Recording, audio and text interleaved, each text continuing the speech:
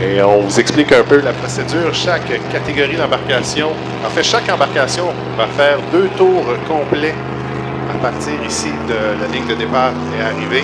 On chronomètre les tours et on conserve le plus rapide.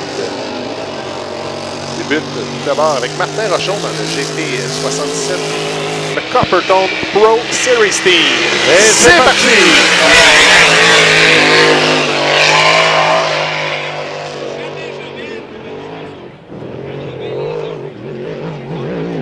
Alors, Martin Rochon qui en est à son premier tour. Il est 7e au classement jusqu'à présent. Sa 2e saison en Grand Prix.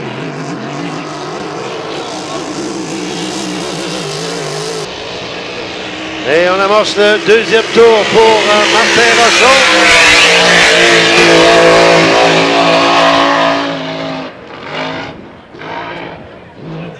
La vitesse, alors, second tour, 34,22. Alors, 169,2 km/h, 105 000 à l'heure de moyenne pour Martin Rochon. C'est rapide, ça, monsieur. Ça va mettre beaucoup de pression sur ses opposants. Alors voilà Martin Rochon qui complète son temps. Oh! Alors ça, c'est le meneur au classement de la classe Grand Prix, Ken Brody Jr. avec le Intensity GP50. Alors voilà, on attend son passage et j'ai bien hâte de voir le temps qu'il fera, lui. Et c'est parti pour Ken Brody. On a déjà senti, Denis. Oui, ça ne semble pas aller du tout, là, Ken Brody. Est-ce qu'il gagne tout pour le 2e tour? Ça m'étonnerait. Il y a possiblement des problèmes.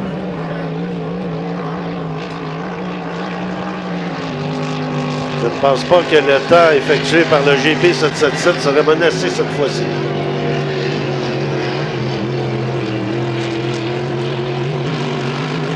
Brody qui me semble en aussi bonne forme que Rochon.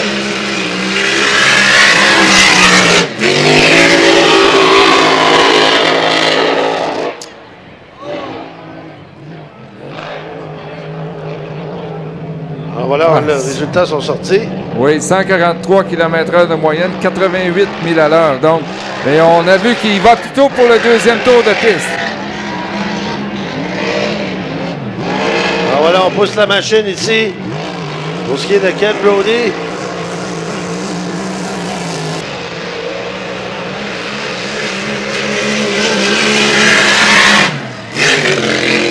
Oui, ça semble être le nouveau GP57, le toiture N-Logo de Patrick Howard, embarcation construite par James Auld. Et Pat a fait ses premiers tours seulement mardi. Là, il attend cette embarcation depuis longtemps, une conception totalement différente. J'ai bien hâte de voir là, ses essais. Patrick, on n'a pas vu ce matin. Là.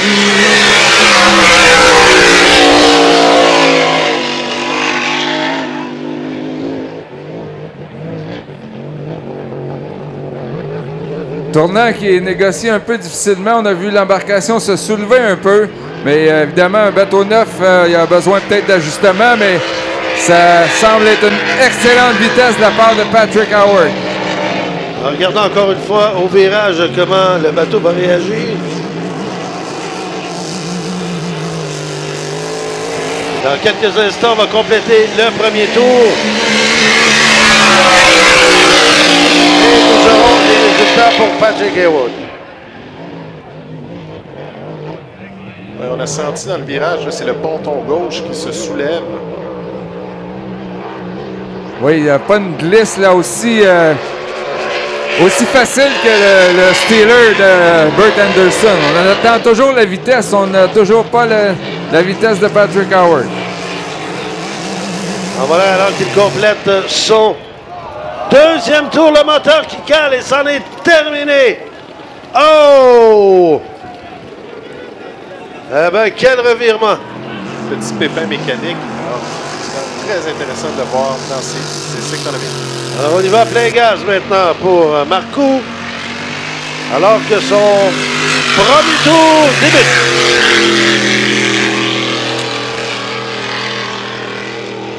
Ce n'est pas un départ à la Ghislain Marcoux. Ça semble pas aller très, très rapidement. Peut-être qu'on va y aller principalement pour le deuxième tour d'essai chronométré.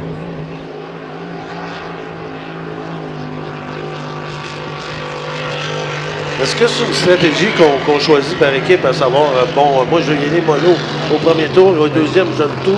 C'est fort possible que ça soit ça, oui. On ne peut pas tenter le diable à forcer le moteur trop vite. Ah voilà, on va compléter le premier tour pour Ghislain Marcoux.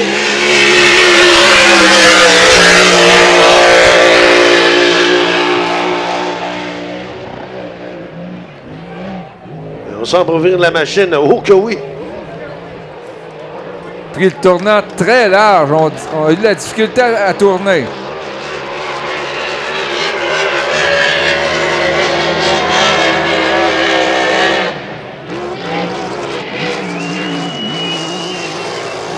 Encore ici, c'est excessivement large. Là, deuxième passage, on y va, plein gaz! On a les résultats là-dessus. Voilà, on ouvre la machine du côté de Marc Théoret. Et c'est parti!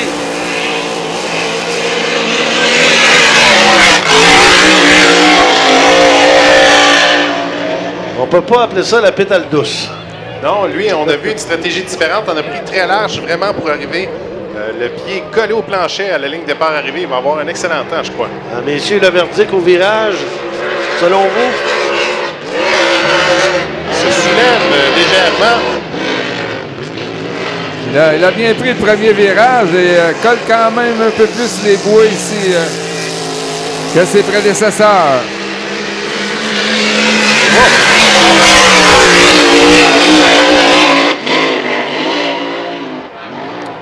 Et il vient... Oui, 167,9. Donc, quelques dixièmes de seconde plus rapide que Ghislain Marcoux. Il aurait le deuxième meilleur temps jusqu'à date. Ah ben, Marc Théoret, là, qui est fidèle à son habitude. Là, il semble plus stable qu'à son premier tour. Alors, le voilà, on complète le deuxième tour.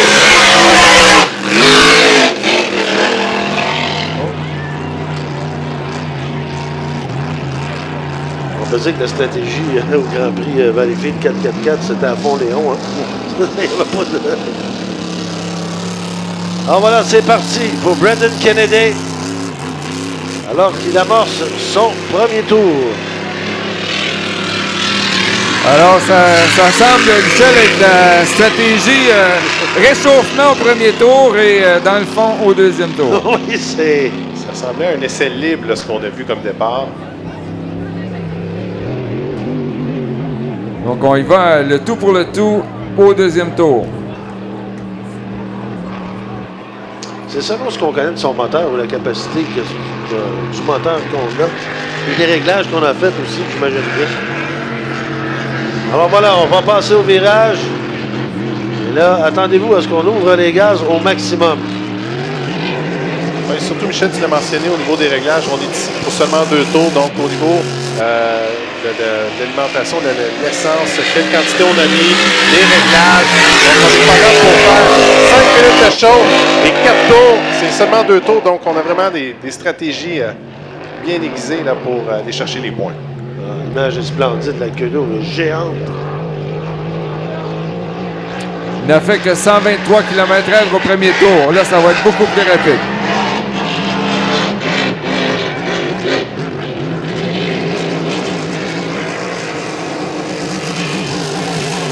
Alors voilà, on donne son maximum. Brendan Kennedy. Il complète ses 2 tours.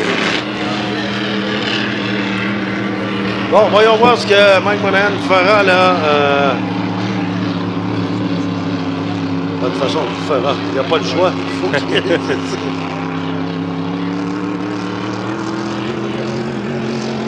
Il n'y a pas de peut-être ici. On va vraiment ouvrir la machine au maximum. Et voilà, c'est fait. Mike Monahan, deuxième passage.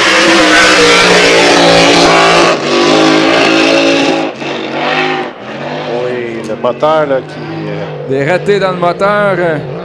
Pour Monahan, il avait fait que 88 km/h lors de son tour de chauffe.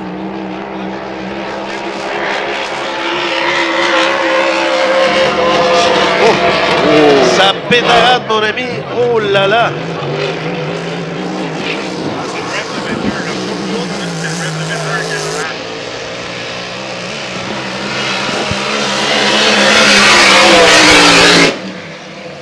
Alors, voyons voir, mais ça devrait...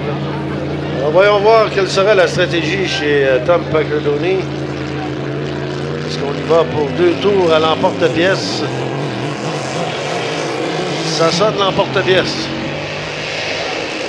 Packardoni qui ouvre les gaz au maximum.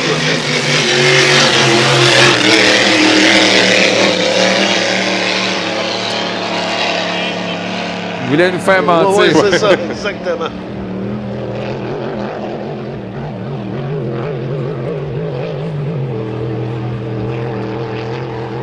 Rolling Thunder, une deuxième place à Alonso en début. On l'a senti bien stable dans les virages sur le droit. C'est balancé un peu. On fait des lectures, on prend des repères avant d'y aller. Plein gaz. Alors, cette fois-ci, on ouvre la machine et pour de bon.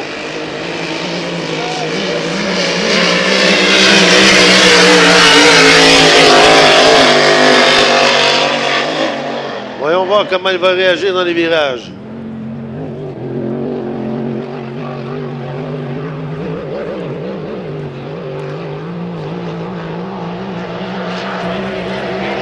Que ça nous voit ici. Oh! Alors, on a eu quelques frousses.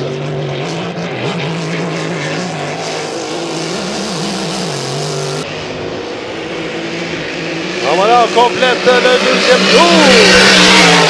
Tom Packardoni.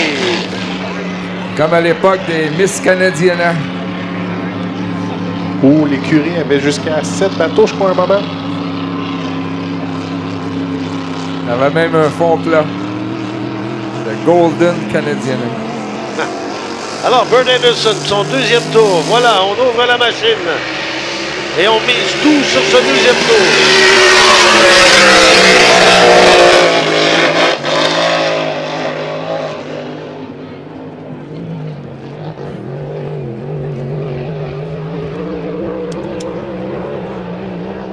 C'est quand même soulevé, un peu comme Patrick Howard. Ça n'a pas collé là, dans le virage. Alors, décélération, virage. On va voir dans la dernière ligne droite comment le Steeler se comporte.